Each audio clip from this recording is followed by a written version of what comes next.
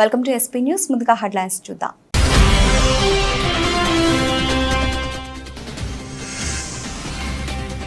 తిరుమల స్వామివారిని దర్శించుకున్న సీఎం రేవంత్ రెడ్డి స్వామివారికి మనవడి పుట్టెంట్రుకల సమర్పణ.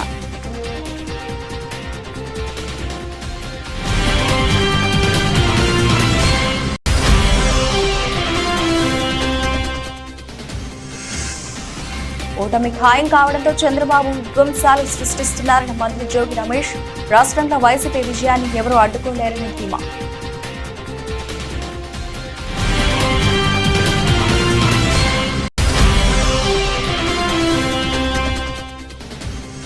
ఓ విద్యావంతుడైన రాకేష్ రెడ్డికి పట్టం కడతారా? ఒక బ్లాక్ మెయిలర్ తీన్మాన్ మల్లన్నకు పట్టం కడతారా? పట్టభద్రులను కోరిన బీఆర్ఎస్ వర్కింగ్ ప్రెసిడెంట్ కేటీఆర్.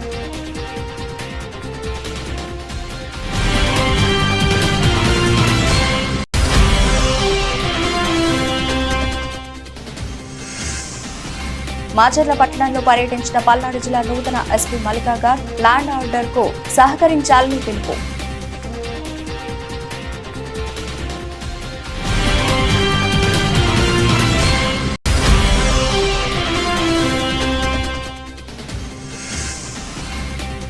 తెగిపోయిన బోగి లింక్ నిలిచిన జన్మభూమి ఎక్స్ప్రెస్ విశాఖ నుంచి బయలుదేరిన కాసేపట్టే ఘటన.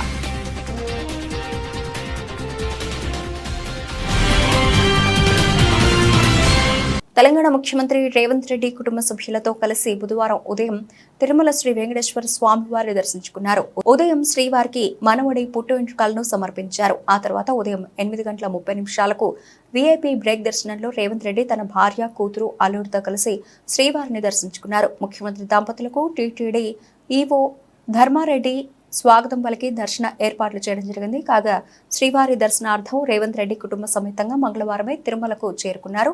పద్మావతి నగర్లోని రచన అతిథి గృహంలో రాత్రి బస చేశారు.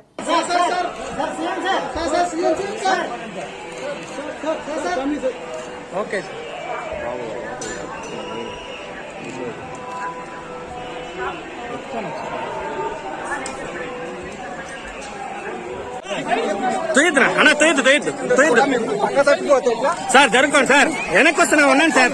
సార్ వెనక్కి వచ్చేస్తున్నాను సార్, వెళ్తున్నాం సార్.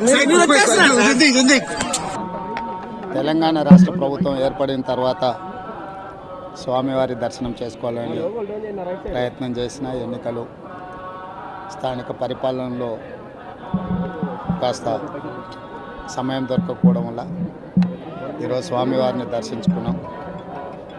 రెండు రాష్ట్రాల సత్సంబంధాలు కొనసాగాలని, రెండు రాష్ట్రాల అభివృద్ధి పదం వైపు నడవాలని, ఆంధ్రప్రదేశ్లో ఏర్పడబోయే ప్రభుత్వము ఆ రాష్ట్ర ముఖ్యమంత్రితో తెలంగాణ ముఖ్యమంత్రిగా సత్సంబంధాలతో సమస్యలన్నిటిని కూడా పరిష్కరించుకొని కలిసికట్టుగా నడిచి రెండు రాష్ట్రాలు అభివృద్ధి పదం వైపు నడిపించే విధంగా ఒకరికి ఒకరు సహకరించుకొని ముందుకు వెళ్ళాలని ఆకాంక్షించను.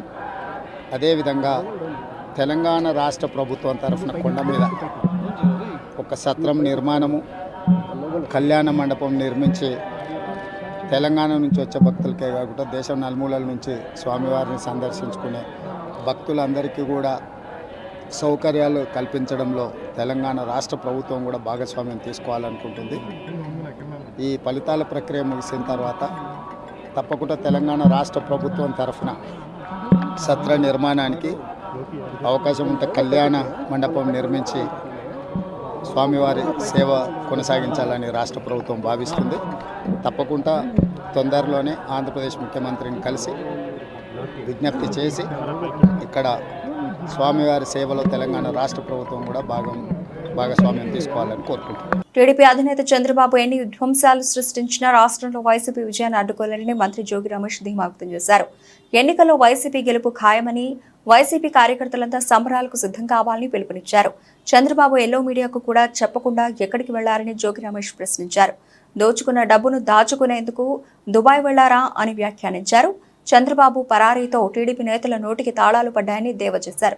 ఇక పురంధరేశ్వరి ఎన్నికల సంఘానికి తప్పుడు ప్రచారం అందించారని, అందువల్లే అధికారులను మార్చారని మంత్రి జోగి రమేష్ ఆరోపించారు. అధికారులను మార్చిన చోటే గొడవలు జరిగాయని అన్నారు. టీడీపీ ఓటమి ఖాయం కావడంతో చంద్రబాబు పాలనాడులో అలర్లకు తెరలేపారని ఆరోపించారు. తెలుగుదేశం పార్టీ అధ్యక్షుడు నారా చంద్రబాబు నాయుడు ఎక్కడికి వెళ్ళాడు, ఏమైపోయాడు, ఏ దేశానికి పారిపోయాడు అనేది పెద్ద క్వశ్చన్ మార్క్. జనానికి తెలియదనుకుంటే, తెలుగుదేశం పార్టీ నాయకులకే తెలియదనుకుంటే, తెలుగుదేశంలో కరుడు కట్టిన చంద్రబాబు నాయుడు తొత్తులు కూడా పాపం చంద్రబాబు నాయుడు ఎక్కడికి వెళ్ళాడు, ఏ దేశం పోయాడు, ఎక్కడికి పారిపోయాడు, ఒక పెద్ద క్వశ్చన్ మార్క్. అసలు ఎవరికి తెలిసినా తెలియకపోయినా కానీ ఈనాడుకు తెలియాల, ఆంధ్రజ్యోతి రాధాకృష్ణ కన్నా తెలియాలి వీళ్ళిద్దరికి. తీరా చూస్తే వాళ్ళు కూడా క్వశ్చన్ మార్కే. ఈనాడు చంద్రబాబు నాయుడు విదేశీ పర్యటన ఎక్కడికి వెళ్ళాడో తెలీదు. విదేశీ పర్యటనకి వెళ్ళాడు, విశ్రాంతి కోసం మాత్రం వెళ్ళాడని చెప్పేసేమో ఈనాడు. వైద్య పరీక్షల కోసం అమెరికాకు పోయాడని చెప్పేసేమో ఆంధ్రజ్యోతి రాధాకృష్ణ. ఈ రెండు పేపర్ల మధ్య అంటే చంద్రబాబు నాయుడికి రైటు, చంద్రబాబు నాయుడికి లెఫ్ట్ ఉన్న ఈ రెండు పేపర్లు, రెండు ఎల్లో మీడియాల మధ్య సఖ్యత లేదు. అంటే వీళ్ళిద్దరికే తెలియకుండా చంద్రబాబు నాయుడు ఎక్కడ పారిపోయాడు, అసలు వీళ్ళిద్దరికి చెప్పకుండా చంద్రబాబు నాయుడు ఏ దేశం పోయాడు, ఎక్కడ దాక్కున్నాడు. సన్నవడ్లకు మాత్రమే 500 రూపాయలు బోనస్ ఇవ్వాలని తెలంగాణ కేబినెట్ నిర్ణయించింది. కాంగ్రెస్ పార్టీ అసెంబ్లీ ఎన్నికల మేనిఫెస్టోలో అన్ని రకాల వడ్లకు 500 రూపాయలు బోనస్ ఇస్తామని చెప్పి ఇప్పుడు సన్నవడ్లకు మాత్రమే ఇస్తామని చెప్పడం ఆ పార్టీ మోసానికి పరాకాష్ట అని మాజీ మంత్రి సిద్దిపేట ఎమ్మెల్యే హరీష్ రావు అన్నారు. ఈ అంశంపై మాజీ మంత్రి హరీష్ రావు తీవ్రంగా స్పందించారు. రైతులు తాము పండించిన పంటను అమ్మకానికి సిద్ధపడి బోనస్ కోసం ఎదురు చూస్తున్నారని, కానీ వారందరి ఆశలు అడియాసలు చేస్తూ కేవలం సన్నవడ్లకు మాత్రమే బోనస్ ఇస్తామని, అది కూడా వచ్చే సీజన్ నుంచి ఇస్తామని ప్రకటించడం అత్యంత బాధాకరమన్నారు. మన రాష్ట్రంలో దాదాపు 90% దొడ్డు రకం వడ్లనే పండిస్తారని, 10% పండే సన్నవడ్లకు మార్కెట్లో మంచి డిమాండ్ ఉంటుందని తెలిపారు. కేబినెట్ నిర్ణయాలను ప్రకటిస్తూ మన రాష్ట్ర రైతాంగానికి నోట్లో మట్టి కొట్టింది ఈ రాష్ట్రంలో అధికారంలో ఉన్న కాంగ్రెస్ ప్రభుత్వం. సన్నవడ్లకు మాత్రమే బోనస్ చెల్లిస్తామని కాంగ్రెస్ ప్రభుత్వం కేబినెట్ లో నిర్ణయం తీసుకొని రైతాంగాన్ని దగా చేసింది. కాంగ్రెస్ పార్టీ మేనిఫెస్టోలో అన్ని పంటలకు 500 రూపాయల బోనస్ ఇస్తామని, వడ్లకు 500 రూపాయల బోనస్ ఇస్తామని చెప్పి ఈ రోజు సన్నవడ్లకు మాత్రమే బోనస్ చెల్లిస్తామని చెప్పడం ఇది కాంగ్రెస్ పార్టీ మోసానికి పరాకాష్ట. రాష్ట్రంలో 90%కు పైగా దొడ్డు వడ్లు పండిస్తారని తెలిసి బోనస్ భారాన్ని తప్పించుకునేందుకు కాంగ్రెస్ పార్టీ ఈరోజు కేవలం సన్నవడ్లకు మాత్రమే బోనస్ చెల్లిస్తామని చెప్తా ఉన్నారు. నిన్న మాట్లాడిన మంత్రివర్యులు పొంగులేటి శ్రీనివాసరెడ్డి గారు గాని, ఈ రోజు మాట్లాడినటువంటి ఉప ముఖ్యమంత్రి బట్టి విక్రమార్క గారు గాని సన్నవడ్లకు మాత్రమే బోనస్ ఇస్తామంటున్నారు. పండని వడ్లకు మీరు బోనస్ ఇచ్చేం లాభము? తెలంగాణలో యాసంగి పంటలో పండేవే దొడ్డు వడ్లు. తెలంగాణలో యాసంగి పంటలో సన్నవడ్లు పండవు. ఎందుకు అంటే యాసంగి పంటలో ఎండ తీవ్రత వల్ల నూకలైతాయి, సగానికి సగం నూకలైతాయి. దొడ్డు వడ్లయితే ఏంటంటే బాయిల్డ్ రైస్ గా మార్చి ఆ బాయిల్డ్ రైస్ ను తినేటువంటి రాష్ట్రాలకు దాన్ని మనం పంపుతూ ఉంటాం. ఇది గత 20-30 ఏళ్లుగా మన రాష్ట్రంలో ఉన్నటువంటి ప్రాక్టీస్. యాసంగిలో పండేటియే దొడ్డు వడ్లు, ఆ దొడ్డు వడ్లను నూకలైతే గనక బాయిల్డ్ రైస్ చేసి కేరళ, తమిళనాడుకు FCI ద్వారా ఇతర రాష్ట్రాలకు పంపుతూ ఉంటాం. ఇలా కాంగ్రెస్ పార్టీ నోటితో నవ్వి నొసటితో వెక్కిరించినట్టుగా ఉంది. పండని వడ్లకు మీరు బోనస్ ఇస్తామనుడేంది? తెలంగాణలో యాసంగిలో సన్న వడ్లు పండయి, పండేటియే దొడ్డు వడ్లు. మీరు దొడ్డు వడ్లకు బోనస్ ఇయ్యము, సన్నాలకే బోనస్ ఇస్తామంటే ఇది ఎగవెట్టుడు కాక దీన్ని ఏమంటారు? నోటితో నవ్వి నొసటితో వెక్కిరించడం కాదా? ఒక రకంగా మేము వడ్లకు బోనస్ ఇయ్యమని మీరు ఎగవెట్టుడే కదా. ఇది మోసం కాదా? ఇది దగా కాదా? రైతుల నోట్లో మట్టి కొట్టడం కాదా? మాచర్ల పట్టణంలో పర్యటించిన పల్నాడు జిల్లా నూతన ఎస్పీ మల్లికా గార్గ్ అనంతరం మీడియా సమావేశం నిర్వహించి ఎస్పీ మాట్లాడుతూ నియోజకవర్గంలోని అన్ని మండలాల్లో ఫ్యాక్షన్ తగాదాలు నివురుగప్పిన నిప్పులా ఉన్నాయని, జూన్ 4న అలర్లు జరిగే అవకాశం ఉన్నందున అన్ని గ్రామాల్లో క్షుణ్ణంగా పరిశీలించి కార్డన్ సెర్చ్ నిర్వహిస్తున్నామని, లా అండ్ ఆర్డర్కు అందరూ సహకరించాలని పేర్కొన్నారు. పల్నాడు జిల్లాలోని పోలీసు అధికారులకు సిబ్బందికి కౌంటింగ్ పూర్తయ్యేదాకా సెలవులు అడగొద్దని తెలియజేయడం జరిగిందని, అలర్లలో పాల్గొన్న వారి కోసం వేట కొనసాగిస్తున్నామని, బైండ్ ఓవర్ కేసులు కూడా నమోదు చేయడం జరిగిందని తెలియజేశారు. మన డిస్ట్రిక్ట్లో ఇప్పుడు వరకు post poll, pre poll and 4-day cases అన్ని కలిపితే around 146 cases are there. So 146 cases లో 1500 accused are cited and already దీంట్లో మనం 950 accused మీద యాక్షన్ తీసుకోవడం జరిగింది. నెక్స్ట్ ఫ్యూ డేస్లో మనం ఇంకా ఐడెంటిఫై ప్రతిరోజు చేస్తున్నాము. దానికోసం మనం స్పెషల్ టీమ్స్ కూడా డివైడ్ చేసుకున్నాము డిఫరెంట్ కేసెస్ కోసం. ఎట్లా మనం ఎవరు ఇలాంటి రాంగ్ యాక్టివిటీస్లో పాల్గొన్నారు వాళ్ళకి ఐడెంటిఫై చేసి వాళ్ళకి అరెస్ట్ చేయడం, అది మన మెయిన్ గోల్ ఉంటుంది టు ఇన్షూర్ దిస్. దీంతో పాటు ఇది కూడా నేను చెప్పాలి అనుకుంటున్నాను, మనం బైండ్ ఓవర్ చేయడం జరిగింది. బైండ్ ఓవర్ చేసాము మనం చాలామందికి ఎలక్షన్ ముందు ఎవరీ క్రైమ్ హిస్టరీ ఉంది ఆర్ చాలా యాక్టివ్ ఉన్నారు అట్లాంటి మనుషులకి బైండ్ ఓవర్ థౌజండ్స్ నంబర్లో చేయడం జరిగింది. ఇప్పుడు మనం రివ్యూ చేస్తే మనకి ఏం తెలిసింది, దానిలో అరౌండ్ 250 persons అట్లా ఉన్నారు, వాళ్ళు బైండ్ ఓవర్ అయ్యారు, బ్రీచ్ కూడా అయ్యారు. ఈరోజు కలెక్టర్ గారికి కూడా కోఆర్డినేషన్ మీటింగ్ చేయడం జరిగింది. ఇప్పుడు వీళ్ళందరిది కి నోటీస్ వెళ్తుంది, రేపు మీరు చూస్తారు వాళ్ళకి నోటీస్ వెళ్తుంది.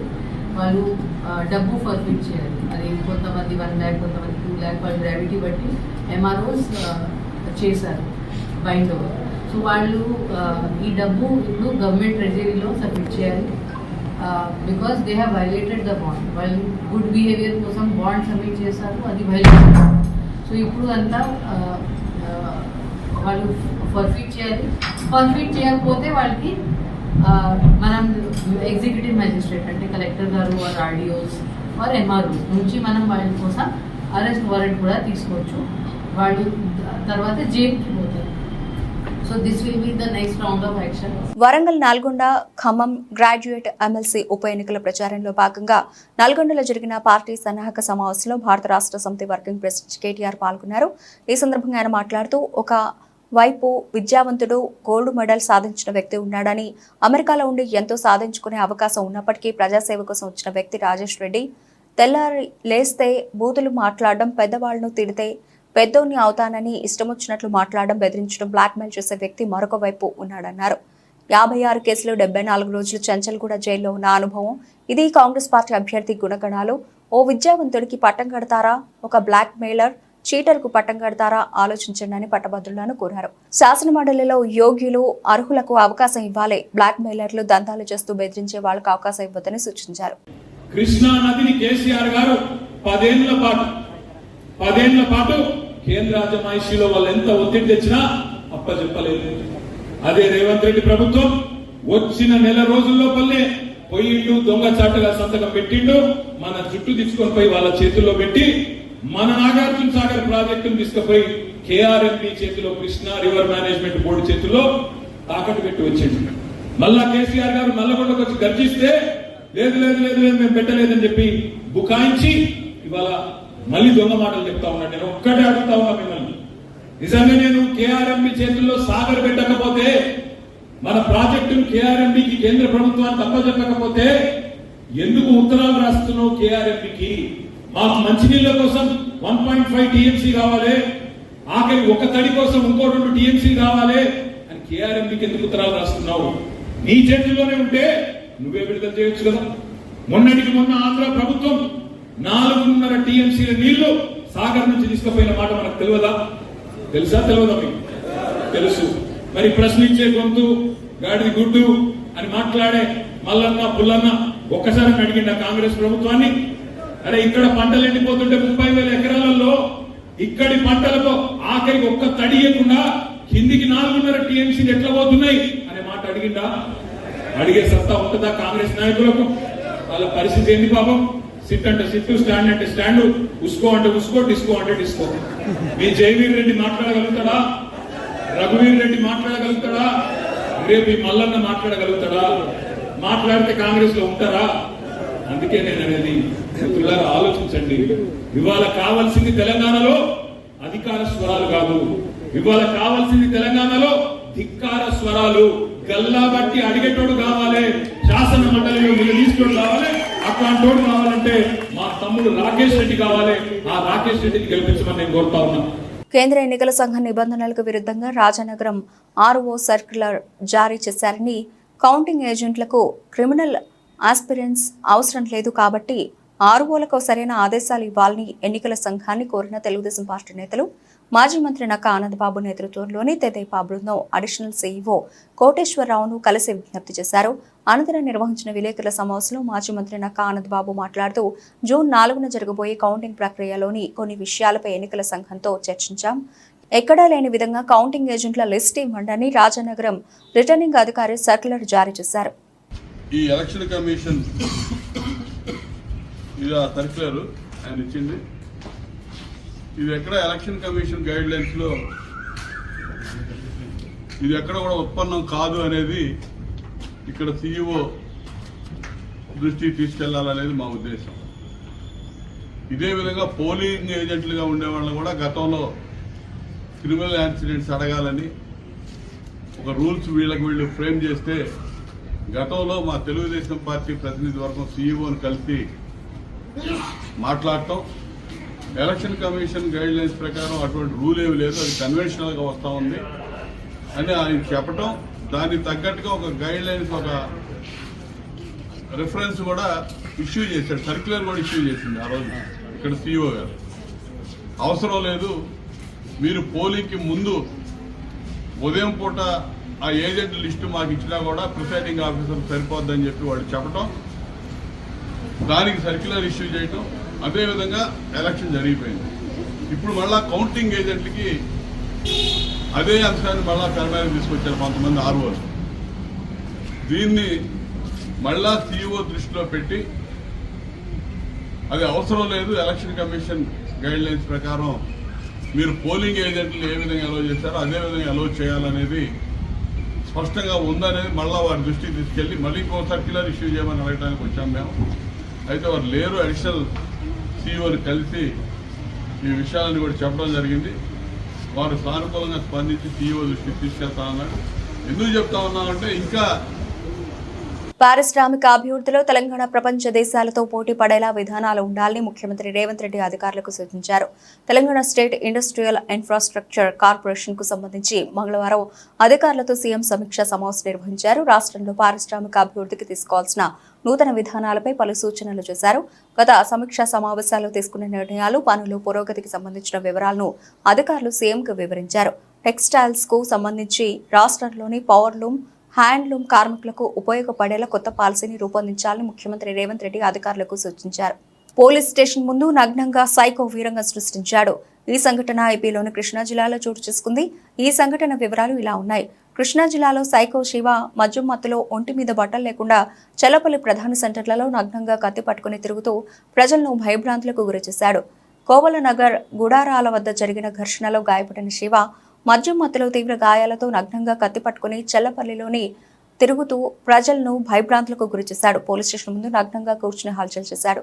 ఈ క్రమంలో శివను పోలీసులు అదుపులోకి తీసుకుని వారి కుటుంబ సభ్యులకు సమాచారం అందించారు. అనంతరం తీవ్ర గాయాలతో ఉన్న శివను చెల్లపల్లి ప్రభుత్వ ఆసుపత్రికి తరలించారు. ఈ ఘటన తాలూకు వీడియోలు ఇప్పుడు నెట్టింట వైరల్ అవుతున్నాయి. దేశమంతా ప్రధాని నరేంద్ర మోదీ వేవ్ నడుస్తోందని, తన విజయాన్ని ఆయనకి కానుకగా ఇవ్వాలని గ్రాడ్యుయేట్ ఎమ్మెల్సీ బీజేపీ అభ్యర్థి గుజ్జల ప్రేమ్నంద్ రెడ్డి కోరారు. అలాగే ఎన్నికల ప్రచారంలో భాగంగా పట్టభద్రుల ఎన్నికల బూత్ ఇన్ఛార్జీల సమ్మేళనంలో ఆయన పాల్గొని ప్రసంగించారు. దేశంలో 7 టెక్స్టైల్ పార్క్స్ ఇస్తే ఒక టెక్స్టైల్ పార్క్ మన ఈ నియోజకవర్గంలో ఇవ్వడం జరిగింది. ఖమ్మం జిల్లాలో నేషనల్ హైవేస్ విషయంలో మనం చూస్తున్నాం. ఒకనాడు సూర్యాపేట నుంచి ఖమ్మంకి రావాలంటే ఎన్ని గంటలు పట్టేది, ఇప్పుడు ఎలా వస్తున్నామో చూడండి. ఇంకా రాబోయే రోజుల్లో అన్న యొక్క దీంతో గౌరెల్లి నుంచి కొత్తగూడెం వరకు నేషనల్ హైవే పని ప్రారంభమైంది. ఇవన్నీ ఇక్కడ ఒక్క ప్రజాప్రతినిధి లేకుండా నరేంద్ర మోడీ ప్రభుత్వం, బీజేపీ ప్రభుత్వం చేస్తూ వచ్చింది. కాబట్టి నేను మేధావులారా, పట్టభద్రులారా, విద్యావంతులారా ఆలోచన చేయండి. దేశమంతా నరేంద్ర మోడీ గారు వెంట నడుస్తున్నది. మరి మనం ఈ ప్రాంతం రాజకీయ చైతన్యానికి ప్రతీక మేధావులు, వారికి ఒక నైతికమైన ఒక మద్దతు ఇస్తామనే దానికి సంఘంగా రేపు రాబోయే ఈ 27వ తేదీన జరిగే పట్టభద్రుల ఎన్నికల్లో బీజేపీ అభ్యర్థి అయిన నన్ను గెలిపించడం ద్వారా నరేంద్ర మోడీ గారికి కానుక ఇవ్వాలని చెప్పి నేను అందరికి కూడా సవినయంగా మనవి చేస్తాను. కాంగ్రెస్ పార్టీ పట్టభద్రుల ఎమ్మెల్సీ అభ్యర్థి తీన్మార్ మల్లన్నను గెలిపించేందుకు పట్టభద్రుల ఓటర్లను నాయకులు కార్యకర్తలు స్వయంగా కలిసి మొదటి ప్రాధాన్యత ఓటు వేయాలని విజ్ఞప్తి చేసి మల్లన్నను పరకాల నియోజకవర్గం నుంచి అత్యధిక మెజార్టీ ఇవ్వాలని ఎమ్మెల్సీ ఎన్నికల పరకాల నియోజకవర్గ కోఆర్డినేటర్ ఉడతల ప్రణవ్ పిలుపునిచ్చారు. ఈ సమావేశంలో ఎమ్మెల్సీ ఎన్నికల కోఆర్డినేటర్ ఉడతల ప్రణవ్ మాట్లాడుతూ రాష్ట్రంలో అధికారంలో ఉన్న కాంగ్రెస్ పార్టీతోనే విద్యార్థులు, నిరుద్యోగులు, ఉద్యోగుల సమస్యలు పరిష్కారం అవుతాయని, బీఆర్ఎస్, బీజేపీలకు వేసే ఓటు వల్ల ఒరిగేదేమీ లేదని పట్టభద్రులకు చెప్పి ఓటు అడగాలని అన్నారు.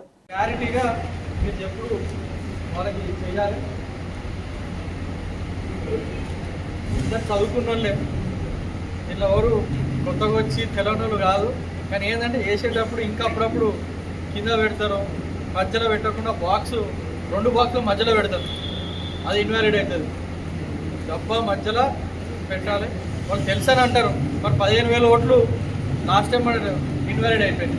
ఎందుకంటే అందరు ఇంటూ పెట్టిండు, పెన్ ఇచ్చిండ్రు, ఇది ఉండేసరికి టిక్కు పెట్టేసిండ్రు. ఇట్లా టిక్కు పెడితే అది ఇన్వాలిడ్ అవుతుంది. దయచేసి అందరూ నేను చెప్పాల్సింది ఒక గీత. సో వాళ్ళు ఉండేటప్పుడు మీరు కూడా మన పెన్నుతోని రాసి చూపిస్తే వాళ్ళకి తెలిసిపోతుంది. అర్థమైందండి అందరికీ? దీంట్లో ఏం డౌట్ లేదు కదా? ఇప్పుడు ఎవరికైనా ఉన్నా క్వశ్చన్స్ ఉన్నా ప్రశ్నలు ఒకసారి ఓటర్ లిస్ట్ కూడా తీసి మనం డిస్కస్ చేద్దాం. మళ్ళీ బూత్ వైజ్గా ఎంతవరకు వచ్చింది మీరు మాట్లాడేది ఉంటే సూచనలు ఎట్లా చేద్దాం, అది కూడా పెన్ను వాళ్ళే ప్రొవైడ్ చేస్తారు. అక్కడ మనం తీసుకపోవడం ఉండదు. కరెక్ట్ పలానా పెన్ ఉంటుంది, కరెక్ట్ ఆ బాక్స్లోనే కింద పైన వేసి ఇన్వాలిడ్ అవుతుంది. మళ్ళీ ఇది మనం ఓటర్లకు ఖచ్చితంగా క్లారిటీగా మనం చెప్పాలి. ఫస్ట్ మనం ఎప్పుడైనా వేరే ప్రిఫరెన్స్ 2, 3 అని చెప్తే కన్ఫ్యూజ్ అవుతుంది. ఏదున్నా మాకు ఈత గుంజాలు ఒకటే అని వాళ్ళకి తెలుసు. పార్లమెంట్ ఎన్నికల ఓట్ల లెక్కింపు ఏర్పాట్లను పరిశీలించిన జిల్లా ఎన్నికల అధికారి కలెక్టర్ అద్వైత్ కుమార్ సింగ్ జూన్ 4న నిర్వహించే పార్లమెంట్ ఎన్నికల ఓట్ల లెక్కింపు ఏర్పాట్లను జిల్లా ఎన్నికల అధికారి జిల్లా కలెక్టర్ అద్వైత్ కుమార్ సింగ్, ఎస్పీ సుధీర్ రామ్నాథ్ కేకన్తో కలిసి పట్టణంలోని బస్టాండ్ దగ్గరలోని సోషల్ వెల్ఫేర్ జూనియర్ బాలికల కళాశాలలో కౌంటింగ్ కేంద్రాన్ని పరిశీలించారు. ఈ సందర్భంగా జిల్లా ఎన్నికల అధికారి జిల్లా కలెక్టర్ మాట్లాడుతూ ఎన్నికల కౌంటింగ్ ఏర్పాట్లపై ఆయా అసెంబ్లీ నియోజకవర్గాల వారీగా ఓట్ల లెక్కింపుకి అవసరమైన ఏర్పాట్లను చేయాలన్నారు.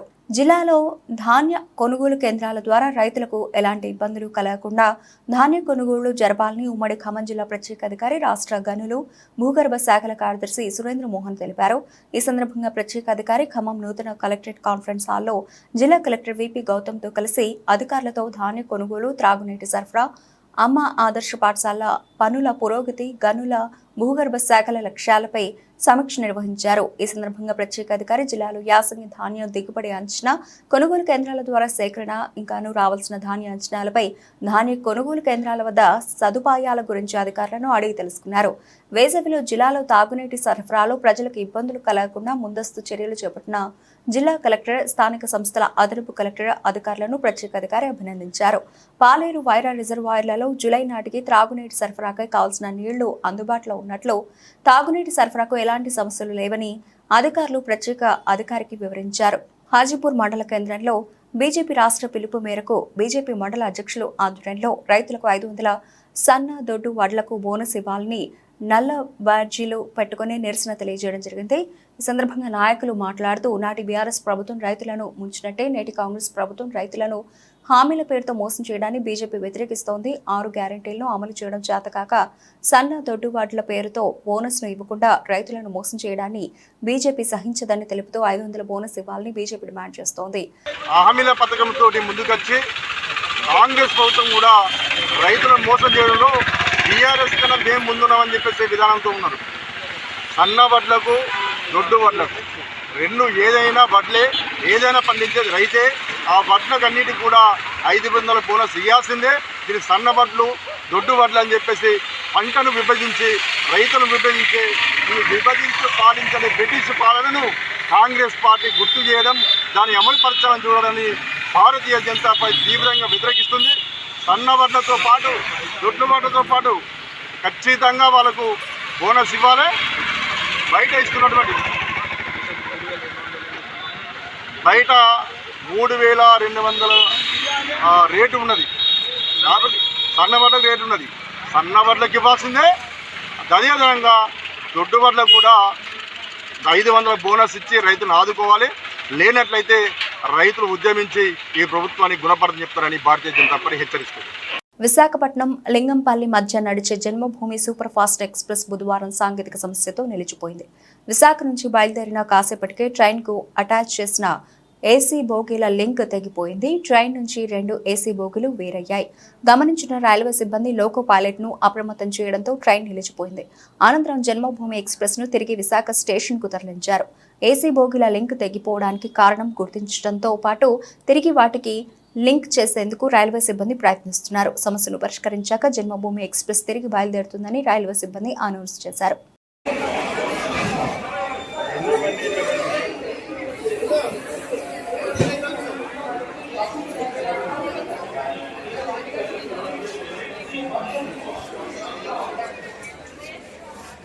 కౌంటింగ్ ప్రక్రియ నిర్వహణలో సూపర్వైజర్ల పాత్ర కీలకమని కలెక్టర్ రాహుల్ రాజ్ పేర్కొన్నారు. సమీకృత కలెక్టరేట్ కార్యాలయ సమావేశ హాల్లో ఏఆర్ఓలు రమాదేవి, శ్రీనివాస్, తూప్రాన్, ఆర్టీఓ జయచంద్రారెడ్డి, జిల్లా సైన్స్ అధికారి రాజరెడ్డి సంబంధిత అధికారులతో కలిసి కౌంటింగ్ సూపర్వైజర్స్, సూక్ష్మ పరిశీలకులకు మొదటి విడత శిక్షణ కార్యక్రమం ఏర్పాటు చేశారు.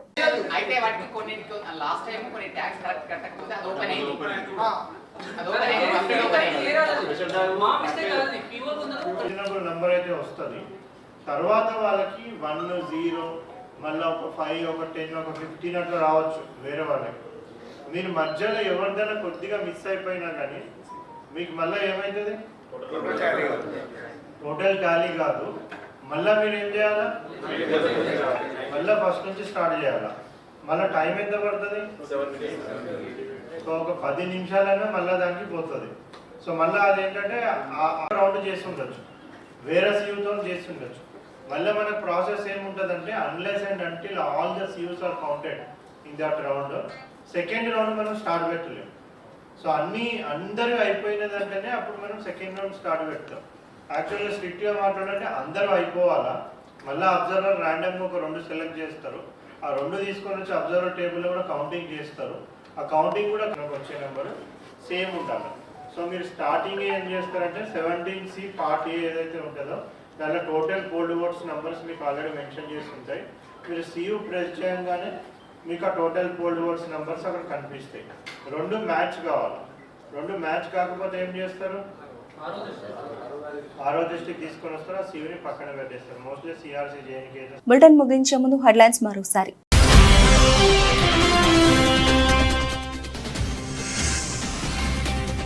తిరుమల స్వామివారిని దర్శించుకున్న సీఎం రేవంత్ రెడ్డి, స్వామివారికి మనవడి పుట్టెంట్రుకల సమర్పణ.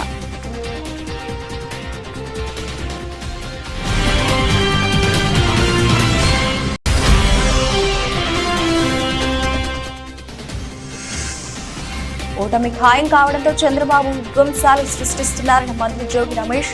రాష్ట్రంలో వైసీపీ విజయాన్ని ఎవరూ అడ్డుకోలేరని ధీమా.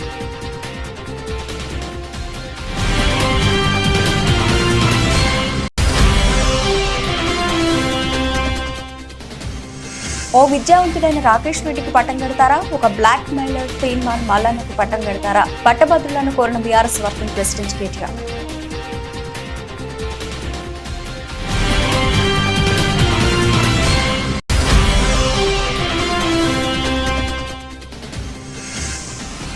మాచర్ల పట్టణంలో పర్యటించిన పల్నాడు జిల్లా నూతన ఎస్పీ మల్లికాగార్ ల్యాండ్ ఆర్డర్ కు సహకరించాలని పిలుపు.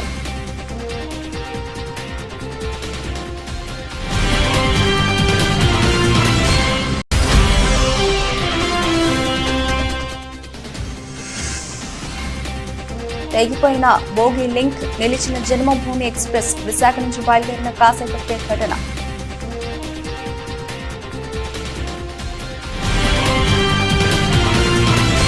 ఇవి ఇప్పటివరకు నడిచిన అప్డేట్స్. మరిన్ని అప్డేట్స్ తో మళ్ళీ కలుద్దాం. అంతవరకు సెలవు. నమస్తే.